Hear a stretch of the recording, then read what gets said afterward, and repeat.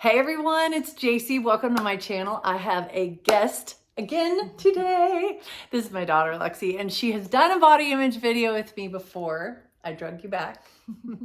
I keep using family. I don't know if I'm going to interview any more people, but I have family members with stories and that are willing to to get on and talk. And so I really feel strongly that she needs to share her recovery from binge eating disorder. Now, the thing I need to tell you about Lex, she's my baby. She's 23. She just graduated with a nutrition degree. So also a certified personal trainer and a certified nutrition coach. So this is her space. You have been coaching at different gyms. You've been in front of classes, dealt with a lot of things in this world, but in the middle of all of it, going through a lot of stuff with food, right? Mm-hmm. So dive in. Let's just talk for a minute about your story and kind of what you were struggling with. Yeah, and I mean, full disclosure, I had never gone to a doctor. It wasn't like a diagnosed eating disorder, but... We call it that. Well, if you look up every single characteristic of binge eating disorder, I was facing it. So it was something I didn't feel that I needed to go to a doctor to, and also almost didn't want to because I wanted to figure it out myself. Yeah. And so it can get tricky when talking about eating disorders because my life wasn't exactly in danger. When you get into anorexia, that's a little scary. Extreme bulimia. Bulimia, yeah. So I wasn't exactly on those levels, but when it comes to disordered eating, an unhealthy relationship with food, I was as bad as it gets in terms of feeling captive to food. Yeah, and binging was the main symptom, which I think a lot of people relate to. Mm-hmm. So that's why I have it became a vicious cycle for me, and it was something that probably started when I was 15, 16, because I don't know if it was body image or honestly from an early age I was fascinated by nutrition. So I was making myself my own guinea pig to see how nutrition would change my body, how it would change my performance and all these things. But I think the number one thing was body image wise, I was an athlete, I was in sports, but I didn't look like the other girls. You were a really good athletes. Like I carried more weight. Puberty had the curves. Like I put on more and it was uncomfortable for me because I feel like I didn't look like other athletes. So I felt the need to change that. And that's what kind of started this unhealthy relationship with food. I had one summer when I was 16 that it got bad enough that that was more borderline anorexic. Yeah, you stopped eating. I was not eating. I was exercising all the time, but luckily came out of that with like a good friend group when I started high school. Like it brought me out of it, but started the cycle. And so by the time I was in college, was able to go to college for sports, track and field. And our coach would measure body fat, like do the skin pinch method in front of the whole team. And again, I was the athlete that didn't have the 6-pack abs. I wasn't shredded. And so my worth was defined by my body, my body fat percentage.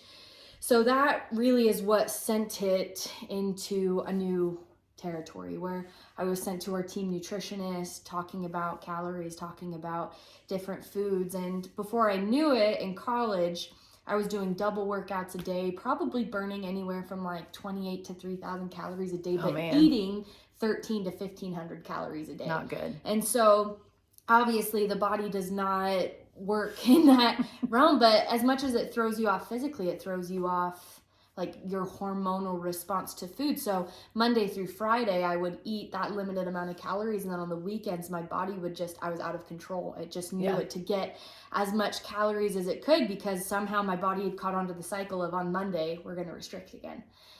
And so it ended up actually being one of the reasons I didn't continue in track and field, but it didn't help that after 2 years and I quit to hopefully get better, one of the first things I did was certify as a personal trainer. And the second I got in that realm, again, my worth was defined by my body. Who wants to be trained by someone who doesn't have abs, who isn't super fit and shredded? And you were fit. I was fit. I was healthy. The body image message was, I'm not a size 2, so I can't stand up. Also, when my binging got out of hand, you put it on different than if you're putting on weight in a healthy way. All around my gut, like it just places that made me so insecure. And because of this, my weight went up and down every couple months consistently. I'd lose, I'd gain, I'd lose, I'd gain. Do you think it was emotional eating for you, or more a binge response to the restriction? Truly, to me, I don't think it was emotional. I've never really Yours been... is more... Like at times, hey, if you had a breakup and you pound some ice cream, that's just being female. But for me, it was just like this innate, like, I didn't have control. Because of all the dieting and restriction. And I'm just a very, very physically active person. At my worst, I would wake up and trail run for like 8 to 10 miles on nothing. I wouldn't eat anything beforehand and just come home and eat toast with avocado on it. Like, it's just so limited for what I now understand to be healthy in terms of how to fuel yourself for whether just life in general or fitness, any of those things. So you knew it was disordered eating. You knew your relationship with food was unhealthy and caught in some bad cycles. What finally clicked? Well, the funny thing is I wouldn't admit it being an eating disorder until I was halfway healed. What did you call it? An unhealthy relationship with food. Which is fine. Eating disorder, That's fine. But it had wrecked my health, my hormone health, my periods, my skin, my hair, my digestion, everything was just wrecked. And that's when I knew. Yeah. That's when I knew I'd gone too far. Like, I can't keep going on. How did you tie it to the food? Because a lot of people were like, oh, I have these other physical problems, but you tied it to the way you were eating. You knew that it was. Well, I knew because, I was also studying it at the same time and was seeing all the science of you got to fuel it and seeing that there were people in existence that could eat 2,500 calories and not gain weight because they were burning 2,500. I was like, why doesn't my body do that? So you just knew at some point, okay, I've got to look at this. But at the same time, this had been being captive to food since I was 15. Yeah. I'd been struggling with it, maybe not at this extremity at that point. I'd gone through different levels of being better and worse at times, but I had always kind of felt it. And that was something that I did like bring to God at multiple times. Just like, I feel captive to food. Like, I know this isn't okay. I knew that the way I was working with food just like wasn't healthy. Yeah. But I wanted it to be fixed overnight. If I ever took it to God, it was like, let me just wake up and be healed. Like, let it just be done. We've all done that. Well, and I was also in it on quick fixes. I had seen people post or like learn and study about what it takes to fix these things. And it was never a short-term fix. It was going to be a long-term. And so I was like, I don't want to do the long-term. I want it to be fixed now. I wanted it now. I wanted it now. And so that's something that it took me a long time to learn with everything in health and fitness. It's an approach that has to take time. But when I hit that breaking point, it was my first go around with it being really extreme was when I was in college and on the track team. But my second go around was I was training as a fitness coach all the time, and just got in deep. It was when I certified as a nutrition coach that I was like, I have all this information now, how to manipulate my diet, and just took it to the extreme again. This time eating like at least 1,600 calories, but still doing double workouts and burning up to 2,800 calories. And it was just too little food for too much. But still binging on the weekends? And that's when restrict, when the binge restrict cycle got insane. Like eating so little and not even feeling hungry in the week. And then over the weekends, it's like I couldn't feel full no matter how much I ate. And that's how I knew I had a problem. Yeah. Like that is not how the body is meant to function with all the study I had done. So I had come through Christmas, probably had done a bunch of binging through the holidays. Then coming into January, again, I had been praying about this. Like I knew I wanted to be free of food. I knew I wanted a healthy relationship with food. But again, I remember watching a Chosen episode. It was the one with the pool, the man that couldn't walk, and the moment Jesus comes in and just asks him, do you want to be healed? That kind of a thing. And it was then that it hit me that I was like, I want to be healed from this. Like this is a current day problem that I'm not okay. Like I'm done making excuses. I'm done not being in denial that it's not as bad. But I also know it wasn't, I'm just gonna white knuckle this. I'm just gonna be super motivated and fix it. Like I knew I needed help, but I also knew I'd been studying nutrition. Like I knew I had the tools, but getting past the inner demons that had to be skinny, fit, that had to be all those things, that was the hardest part.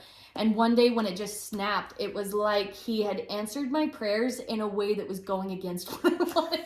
Because that's why I wanted you to tell your story, because I did a video with my daughter-in-law, same thing. Like what God says when it's time to heal, sometimes he approaches you with a solution that is not Well, I never would have started the journey if I knew that it was going to take me years. Okay, so how did he start working? Honestly, it was like I just couldn't restrict anymore. There was a day that I just felt it break.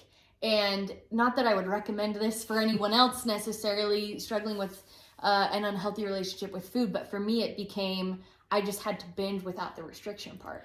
Would you say binge or just give yourself permission to eat? The first week, your body? It was not healthy. Okay. It was not healthy foods. I made a whole batch of Muddy Buddies and ate the whole thing. Like, I will be totally honest about that. Like, and I felt so sick, but I knew I had to feed it. To tell your body you can eat. It was leptin and ghrelin. Those are your hunger and fullness hormones that they were so off. And all the research I had done on the point I was at was just like, you have to teach your body to be full again. You have to satisfy your appetite for that to come back down to a normal point. And so before I knew it, though my hormones were not getting fixed in time, I was putting on weight like crazy. But even if I went through a week of binging in the past, I would have just gone right back to restricting. And it's almost like the Lord wouldn't let you. Every time I wanted to, I just felt him say, nope, we're doing something. We're not going to restrict It was anymore. like, that was his one piece he held on to me that entire time. Just would not dieting. Let me fall too far. Because I would always go back to MyFitnessPal and I'll just start tracking my calories and I'll be able to lose the 10 pounds again. And it was like he held on to me that entire time and said, no, we're not going back. Like, I'm doing something here. Trust me. Like, I know you're going to want to give up and sit down. Like, you don't get to. So, like, that was the biggest blessing is how he held on to me. Because I put on a good 20 plus pounds. It was very, very uncomfortable because I was still fitness coaching at the time. And my sanity, like, I couldn't grasp it. I didn't know how to handle it when the people I was coaching were fitter than me. Yeah. They were, I don't know. It takes trust. It takes trust in the Lord if somehow your journey, and again, all of our journeys will be different. That may not be, if you have been in a cycle of restrictive dieting, we're not saying this is the path for everybody, but he called her to stop restricting, stop. And will you walk this long Will term you with me? let me heal your body? And it took some weight gain for you before. Well, and he was answering the prayer that I had been praying for years, but I think he knew when I was finally ready to do it. Yeah. I don't think I would have been able to truly dive in like I did until this time period of my life where he's like, we're on our way. This is going to take time, but like, you've got to stay in this with me. And so long story short, how did you get from that to where you are now? Oh gosh. And like, that's the funny thing is like, I'm not all the way back down to like my skinniest, but I have lost weight from my highest down to like a healthy point. And but your body isn't binging anymore. I haven't binged in so long. And just the memory of that feeling, it's the biggest blessing to me to know like, oh my gosh, I actually am free. Yeah. Like he offered me that freedom through something that just took time. It was over a year of diving in deep, gaining the weight, eating the food, just letting yourself, would you call it intuitive eating? That is what I was trying to do. I also went through every book and study of like how to heal your hormones, and they had all these low carb, like there was phases through that I was trying to use science to fix my symptoms. Yeah. But at the same time, those never lasted because he kind of knew I just needed to restore order and to your body. So walking with him, it was like even on some days that I started to restrict again, I just felt not like a slap on the back of the hand, but just kind of the reminder of like, this is what we're doing. Don't go to old patterns. Trust me. Well, and that was the first thing that really taught me how much he's involved in every aspect of my life. We think he's just involved in the spiritual parts of our lives, but food? I've had so many people say that to me. But when I felt him through the whole process over a year, and then when I had my first holiday season a year later that I didn't binge once, that's when you knew you weren't Jesus, like, yeah. And there's still been like, I've gone through phases where, hey, my eating was a little out of order, but does it cause me to spiral mentally anymore? No. Does it make me restrict that next Monday? No. I now have been able to restore normal habits. And when I eat, if I go out to eat, I can stop when I'm full. I don't scarf down my whole plate and then finish my friends too. It's like, you understand fullness. When you're full, you can stop. So if someone has gone through restrictive dieting and they're watching this years and years. Some of us that are watching are closer to my age than your age.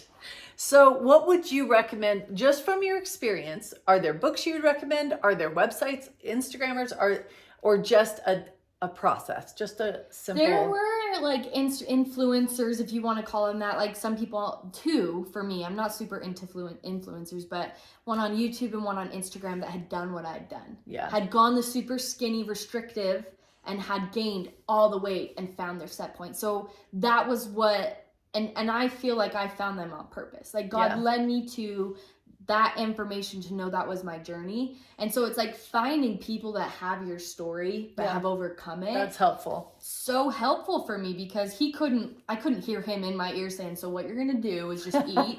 Like it doesn't work like we that. Wish it was that clear. He will give you the access to the information. Like I don't have specific books. I will say what you said, intuitive eating. In the end, that is one of the most important concepts. Yeah. When it comes to healing eating disorders, intuitive eating is big. Is the thing. If you have other health goals, like as a nutrition coach and fitness coach, I don't always coach that because there is an aspect of nutrition that people have goals and you manipulate nutrition to achieve them. But when it comes to eating disorders and being captive to food, being able to just eat when you're hungry and stop when you're full. That sounds easy. For me, that was not even fathomable. No. So me either. So we have very different stories. Giving it to him. But that's healing, what I wanted you to say. And embracing that it's not going to happen overnight. Yeah.